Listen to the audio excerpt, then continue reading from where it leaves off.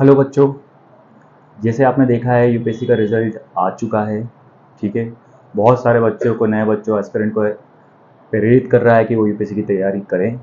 मगर उसमें क्या होता है, बहुत सारी प्रॉब्लम आ जाती है। आपने देखा सबसे बड़ी प्रॉब्लम है, जैसे यूपीएससी का जो रिजल्ट आया है उससे एक टॉपर को मल्टीपल क्लासेस ने क्लेम किया है।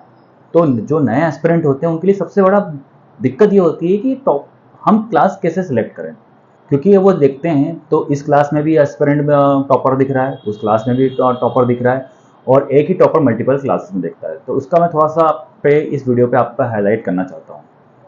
ये कोचिंग है जो रिजल्ट क्लेम कर रही है वो केवल इंटरव्यू पैनल के हिसाब से अपना रिजल्ट को क्लेम कर रही है, और इसी वजह से आप लोग मिसगाइड हो जाते हैं। मैं कैसे मिसगाइड होते हैं मैं समझाता हूँ आपको। क्योंकि आपने देखा है यूपीएससी की जो प्रिपरेशन होती है उसमें सबसे इंपॉर्टेंट पार्ट होता है प्री और मेंस का, और 10% मैं मानता हूँ होता है वो आपका इंटरव्यू का। अगर आपने प्री और मेंस करी है तो उसी बेस पे आपका इंटरव्यू भी बनता है।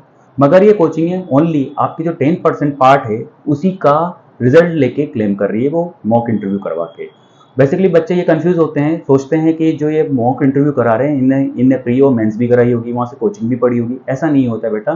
काफ़ी लोगों ने सेल्फ भी करते हैं और डिफरेंट डिफरेंट कोचिंग से करते हैं, डिफरेंट डिफरेंट मेंटर से करते हैं। मगर जब पैनल होती है तो पैनल जब क्या होता है, जब हम इंटरव्यू देने जाते हैं बच्चे बहुत सारे, तो वो क्या सोचते हैं कि मॉक इंटरव्यू ज़्यादा से ज़्यादा दें। जैसे सचिन प्रैक्टिस करता है ना, नेट प्रैक्टिस, ऐसे ही सारे एस्पिरेंट मॉक इंटरव्यू देते हैं, और उसी का फ़ायदा ये कोचिंग उठा के अपना रिजल्ट क्लेम कर देती है, और इसी वजह से सारे बच्चे मिसगाइड होते हैं।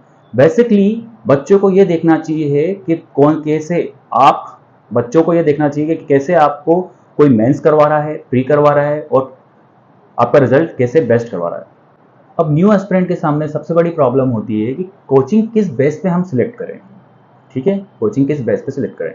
जो मैंने पहला वीडियो बनाया है कि जब न्यू एस्पिरेंट को सबसे पहले यूपीएससी करने का कोई न्यू एस्पिरेंट है उसको पहले 3 गोल्डन रूल अपनाना चाहिए। पहला क्या, आपको सिलेबस पता होना चाहिए, पैटर्न पता होना चाहिए, और प्रीवियस ईयर के क्वेश्चन पता होना चाहिए, जिससे आपको समझ में आ जाएगा कि एटलीस्ट यूपीएससी चाहता क्या है, यूपीएससी होता क्या है, और उस हिसाब से उस बेस पे आप कोचिंग चूज कर सकते हैं।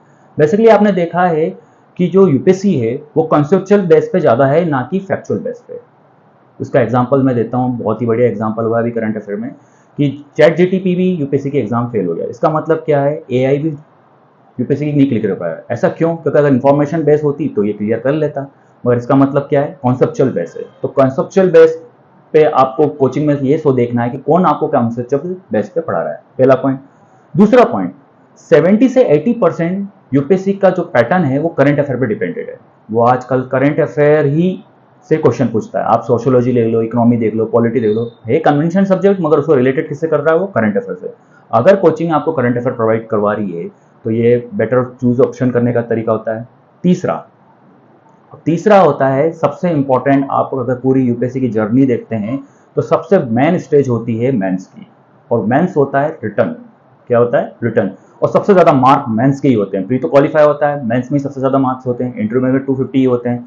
तो जो मेंस में अगर आपको आंसर राइटिंग जो करवा रहा है, मतलब पूरा जंग जीतने का पूरा बोझ आपके मेंस के ऊपर ही होता है। अगर आपने मेंस अच्छा लिख लिया है तो मान लीजिए आप जंग जीत चुके हैं यूपीएससी की, तो उसके लिए सबसे बेसिक प्रैक्टिस होती है आंसर राइटिंग। तो आपको कोचिंग में देखना है कि आंसर राइटिंग कैसे करी जाए। ये तो हो गया है कि आपको कोचिंग सिलेक्ट करने से पहले इन बातों का ध्यान रखना है। अब मैं बताता हूं कि कोचिंग सिलेक्ट कैसे की जाए। पहला पहला अगर आप जब जा रहे हैं तो आपने जो गोल्डन रूल मैंने बताया वो आपने कर लिए हैं, तो सबसे पहले डिमांड डेमो की डिमांड की जाए। क्या करके की डिमांड किया जाए, डिमांड डेमो की। डिमांड डेमो होता है क्या है, बेसिकली आपको कोई भी कोचिंग में जाते हैं आपको कन्वेंशनली चीज़ें पढ़ाई जाती है। कन्वेंशनली मतलब हिस्ट्री, पॉलिटी, प्रेसिडेंट चालू कर देंगे, नहीं। आपको ऐसा टॉपिक उठाना है सिलेबस में, जैसे एआई हुआ, डिजास्टर मैनेजमेंट हुआ, कोई इन्वायरमेंट का टॉपिक करंट से रिलेटेड हुआ, वो डिमांड डेमो करके आपको पता करना है कि कोचिंग वाले ये डिमांड डेमो पढ़ा रहे हैं। इससे क्या होगा, आपको एक फैकल्टी की क्वालिटी पता लग जाएगी कि फैकल्टी कैसा पढ़ा रहे। दूसरा मैंने जो आपको पॉइंट बताया, करंट अफेयर बहुत इंपॉर्टेंट है, तो आप उस कोचिंग में सबसे पहले डेमो लीजिए द हिंदू और इंडियन एक्सप्रेस का ही, क्योंकि बिकॉज द हिंदू और इंडियन एक्सप्रेस से ही आता है। बाकी आपने देखा है कि कोई बोलेगा मेरी मैगजीन से आ रहा है, वैसा आ रहा है, ऐसा कोई भी क्लेम नहीं हो पा रहा है। बेसिकली यूपीएससी न्यूज़पेपर से ही पूछ रहा है, तो आप डेमो के अंदर न्यूज़पेपर की अंडरस्टैंडिंग भी पूछिए कि आप हमें न्यूज़पेपर समझा पा रहे हैं या नहीं पढ़ा रहे हैं। ये दो मेन कारण होता है कोचिंग सिलेक्ट करने का।